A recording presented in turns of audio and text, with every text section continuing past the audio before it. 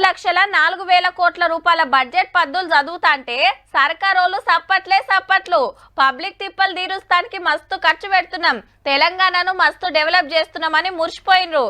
ఏహే అన్ని తొండి లెక్కలు మాటలతో మత్పరిస్తానని ప్రతిపక్షాలు. వాళ్ళేమన్నది వీళ్ళేమన్నది మనంగిన చూడాలే కదా.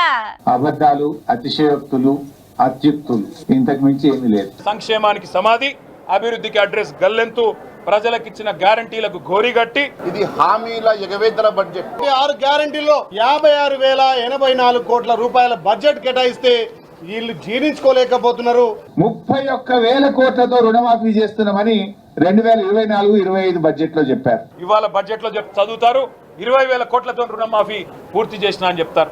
రైతులను పూర్తిగా మోసం చేసే బడ్జెట్ గా 25,000 కుటుంబాలకు రుణ విముక్తులు చేసి తిరిగి కొత్తగా రుణాలు పొందేట్టు ఏర్పాటు చేసిన వాళ్ళ కళ్ళ కనిపిస్తే ఎలా అడుగుతుంది.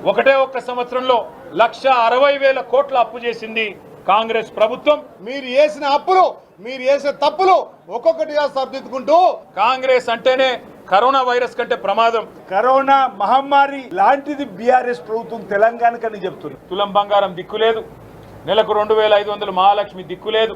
ఒక అబద్ధాల గారిడి, అంకెల గారిడితో ఈ రాష్ట్ర ప్రజల్ని కాంగ్రెస్ పార్టీ ఎట్లా మోసం చేస్తుందో చెప్పండి. పేదలకు, రైతులకు, మహిళలకు, దళితులకు, బడుగు బైనార్ వర్గాలకు, మైనార్టీలకు సంతృప్తి ఇచ్చే బడ్జెట్ మరి వీళ్లకు మాత్రం సంతృప్తినిస్తలేదు.